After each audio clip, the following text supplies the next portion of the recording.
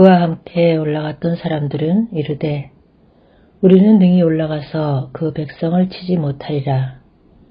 그들은 우리보다 강하니라 하고 이스라엘 자손 앞에서 그 정탐한 땅을 악평하여 이르되 우리가 두루 다니며 정탐한 땅은 그 거주민을 삼키는 땅이요 거기서 본 모든 백성은 신장이 장대한 자들이며 거기서 네피림 후손인 아낙 자손의 거인들을 보았나니 우리는 스스로 보기에도 메뚜기 같으니 그들이 보기에도 그와 같았을 것이니라.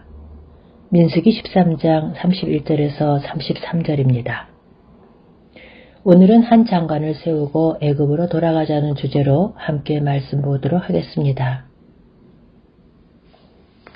이것은 가나안을 정탐한 10명의 족장들이 악평하는 내용입니다.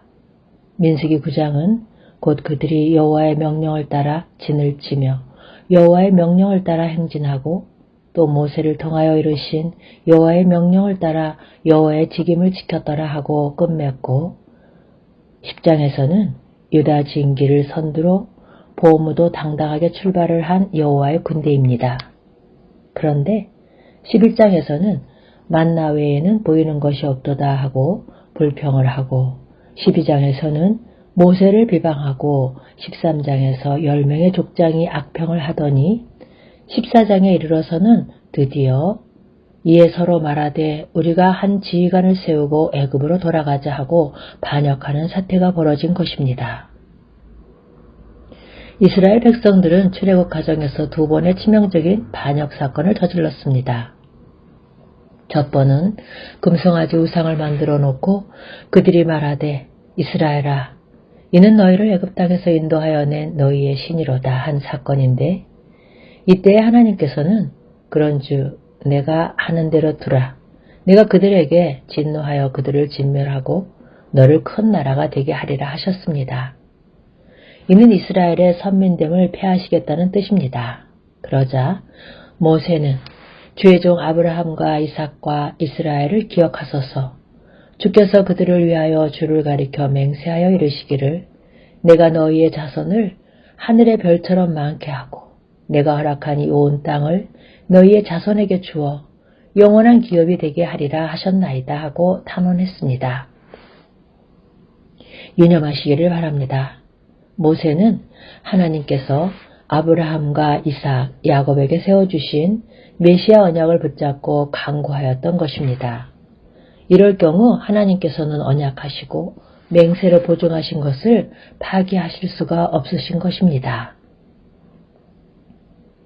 그리하여 여호와께서 뜻을 돌이키사 말씀하신 화를 그 백성에게 내리지 아니하시니라 합니다.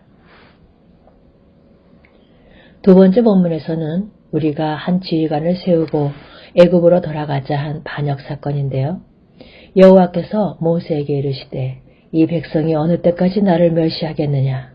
내가 그들 중에 많은 이적을 행하였으나 어느 때까지 나를 믿지 않겠느냐 하시면서 내가 전염병으로 그들을 쳐서 멸하고 내게 그들보다 크고 강한 나라를 이루게 하리라 하십니다. 이번에도 이스라엘의 선민됨을 폐하시겠다는 것입니다. 그러자 모세는 이제 주께서 이 백성을 하나같이 죽이시면 주의 명성을 들은 여러 나라가 말하여 이르기를 여호와가 이 백성에게 주기로 맹세한 땅에 인도할 능력이 없으므로 광야에서 죽였다 하리래이다 하고 주의 명성 곧 주의 거룩하신 이름과 명예를 붙잡고 탄원을 했습니다. 구원계에게는 하나님의 거룩하신 이름이 걸려있는 것입니다. 이로 인하여 구원계획은 중단하거나 포기하실 수가 없으신 것입니다. 이로 인하여 도달하게 되는 결론은 하나님의 구원계획은 반드시 성취하시고야만 한다는 확신입니다. 여호와께서 이르시되 내가 내 말대로 사하노라.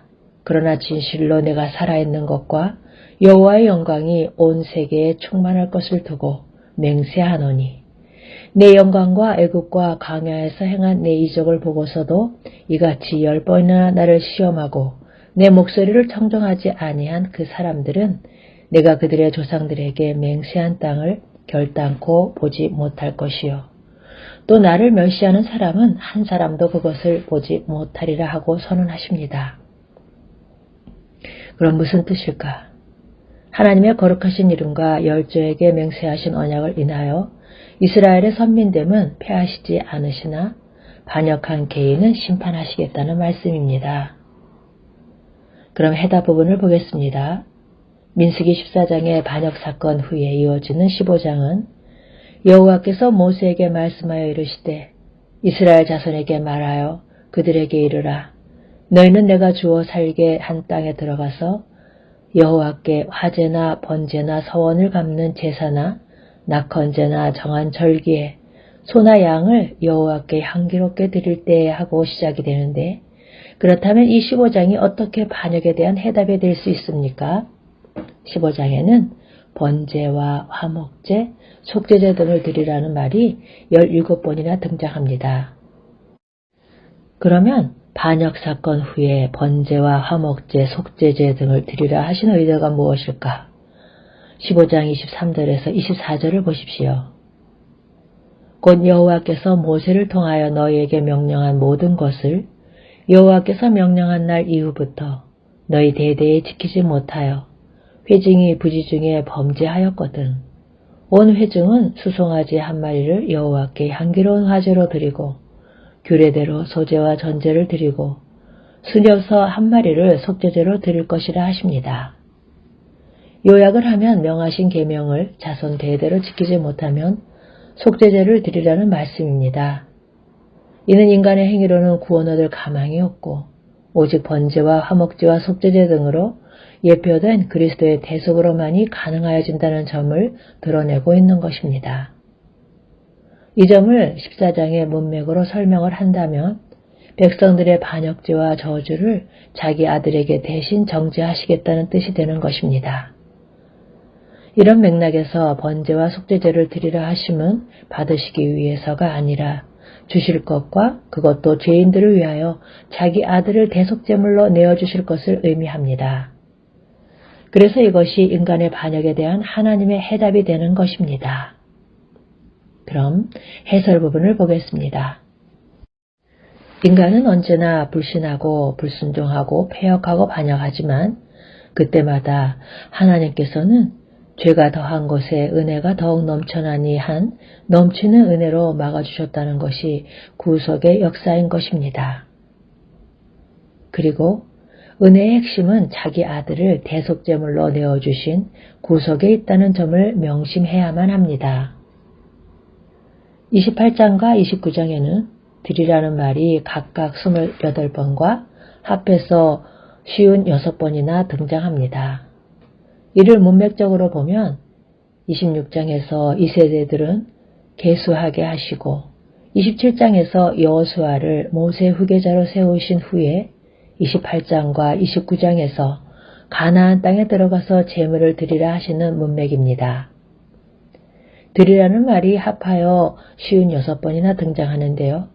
이를 다룰 때에 하나님께서는 드리는 것을 기뻐하신다고 말하는 것을 조심해야만 합니다. 그렇게 한다면 하나님은 받기만 좋아하시는 분같이 되고 말기 때문이지요. 흠없는 것을 드리라는 말이 강조되어 있는데 이는 흠이 없으신 그리스도의 대속 사역에 대한 예표인 것입니다. 하나님께서 이토록 강조하시는 의도는 약속의 땅에 들어가서 메시아 언약을 잊지 않게 하시려는 의도여서였기 때문입니다. 열족장의 불신앙은 악이었으나 하나님께서는 이 악을 통해서 선한 일을 계시하셨는데 이 점이 그러나 내 종 갈렙은 그 마음이 그들과 달라서 나를 온전히 따랐었즉 그가 갔던 땅으로 내가 그를 인도하여 들리리니 그의 자손이 그 땅을 차지하리라 하신 말씀에 나타납니다. 온전히 따른 것은 갈렙만이 아니라 여호수아도 온전히 쫓았습니다. 그런데 어찌하여 정탐한 땅을 갈렙 자손에게만 주시겠다 하시는가? 그 땅은 헤브론이요. 그것은 아브라함, 이삭, 야곱 등이 잠들어 있는 땅입니다. 이 사람들은 메시아 언약을 받은 당사자들이요. 믿음을 따라 죽었고 약속을 받지 못하였으나 그것들을 멀리서 보고 환영한 믿음의 족장들입니다. 이 땅을 유다지파 족장 갈렙에게 주시겠다 하심은 의미심장한 말씀인 것입니다. 이로 인하여 가나안 땅을 분배할 때에 유다지파가 그 일경을 분배받게 됩니다. 훗날 사울이 죽었을 때에 다윗이 어디로 가리까 하고 물었을 때에도 하나님께서는 헤브론으로 갈지니라 하고 말씀합니다. 그리고 그것은 그리스도께서 탄생하시고 고난을 받으시고 부활 승천하실 주 무대가 될 것이었던 것입니다. 그래서 유다지파 족장인 갈렙의 자손에게 주시겠다 하시는 것입니다. 신약 성경은 열족장이 악평한 사건을 해설해 주기를 성경에 일렀으되 오늘 너희가 그의 음성을 듣거든 경노하시게 하던 것 같이 너희 마음을 완고하게 하지 말라 하였으니 듣고 경노하게 하시던 자가 누구냐? 모세를 따라 애굽에서 나온 모든 사람이 아니냐? 또 하나님이 40년 동안 누구에게 노하셨느냐? 그들의 시체가 광야에 엎드러진 범죄한 자들에게가 아니냐? 또 하나님이 누구에게 맹세하사 그의 안식에 들어오지 못하리라 하셨느냐?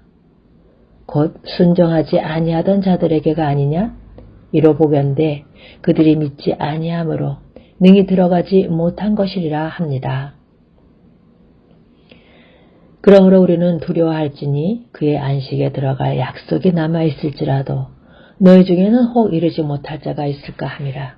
그들과 같이 우리도 복음 전함을 받은 자이나 들은 바 그 말씀이 그들에게 유익하지 못한 것은 듣는 자가 믿음과 결부시키지 아니함이라 합니다. 주목하시기 바랍니다. 저들이 순종하지 않았기 때문이라 말씀하는 것이 아니라 이로 보건대 그들이 믿지 아니하므로 능히 들어가지 못한 것이라 하십니다. 불순종은 불신앙입니다. 해답은 메시아 언약에 있고 인간의 응답은 행함이 따르는 오직 믿음입니다. 아멘.